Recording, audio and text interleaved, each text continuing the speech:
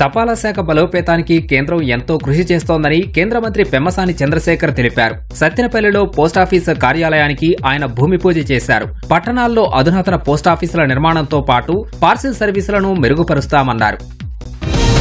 టెక్కలి అభివృద్ధికి సమగ్ర ప్రణాళిక చేస్తున్నట్లు మంత్రి అచ్చెన్నాయుడు తెలిపారు. టెక్కలిలో ద్విచక్ర వాహనంపై తిరుగుతూ అభివృద్ధి కార్యక్రమాలను పర్యవేక్షించారు. జిల్లా ఆసుపత్రి వద్ద నూతన సీసీ రహదారిని పరిశీలించారు. అనంతరం పోలవరం గ్రామదేవత ఉత్సవాల్లో పాల్గొన్నారు. 2026 జూన్ నాటికి తొలి విడత మచిలీపట్నం పోర్టు పనులు పూర్తి చేసి 4 బెర్తులతో పోర్టును ఆపరేషన్లోకి తీసుకొచ్చేందుకు కృషి చేస్తున్నట్లు మంత్రి కొల్లు రవీంద్ర వెల్లడించారు. ఆర్టీసీ చైర్మన్ కొనకళ్ల నారాయణ, జనసేన నేత బండి రామకృష్ణతో కలిసి పోర్టు పనుల్ని పరిశీలించారు. ముందస్తు ఎస్జీఎస్టీ వసూళ్లపై ట్రేడర్లు, డీలర్లపై జీఎస్టీ అధికారులు ఒత్తిడి తేవడం సరికాదని ఆర్థిక మంత్రి కేశవ్కు ఎంపీ రమేష్ లేఖ రాశారు. ఈ ఆదేశాలపై అభ్యంతరాలు వస్తున్నాయన్న ఎంపీ ఇవి ఈజ్ ఆఫ్ డూయింగ్ బిజినెస్ వాతావరణాన్ని దెబ్బతీస్తున్నాయని లేఖలో వెల్లడించారు. కేంద్ర ప్రాయోజిత పథకాల అమలులో ఎదురవుతున్న ఆటంకాలను సరిచేసేందుకు మరింత వేగంగా పథకాలను ముందుకు తీసుకెళ్లేందుకు కృషి చేస్తున్నామని 20 సూత్రాల కార్యక్రమం అమలు కమిటీ చైర్మన్ లంకా దినకర్ చెప్పారు. విజయవాడ కలెక్టరేట్లో పలు పథకాల అమలుపై సమీక్ష నిర్వహించారు. గత ప్రభుత్వం 4,000 కోట్లు ఫీజు రీయింబర్స్మెంట్ పెండింగ్ లో పెడితే 9 నెలల్లోనే మంత్రి లోకేష్ 1,388 కోట్లు విడుదల చేశారని టీడీపీ నేత నాదెండ్ల బ్రహ్మం తెలిపారు. వారం రోజుల్లో మరో 400 కోట్లు విడుదల చేయడానికి సిద్ధంగా ఉన్నట్లు వెల్లడించారు. వచ్చే ఏడాది మార్చి నాటికి జిల్లాలోని 7,000 మంది యువతకు ఉద్యోగావకాశాల కల్పనే లక్ష్యంగా నిర్దిష్టమైన ప్రణాళికతో ముందుకు వెళ్తున్నట్లు ఏలూరు ఎంపీ పుట్టా మహేష్ తెలిపారు.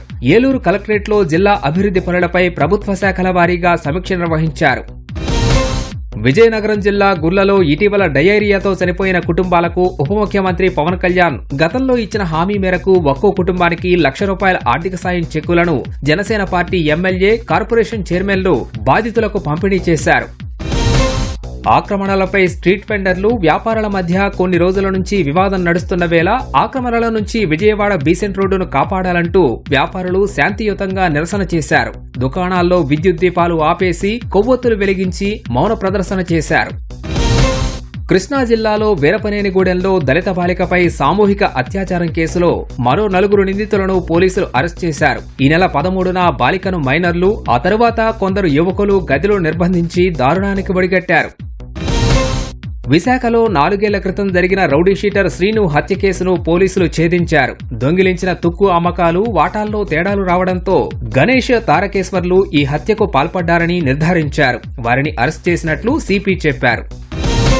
కర్నూలు జిల్లా పుచ్చకాయలమ్మకు చెందిన 4 10వ తరగతి విద్యార్థులు పరీక్ష రాసి ఒకే బైకుపై వస్తుండగా హోసూరు సమీపంలోని బాటసుంకులమ్మ ఆలయం వద్ద అదుపు తప్పి కింద పడ్డారు.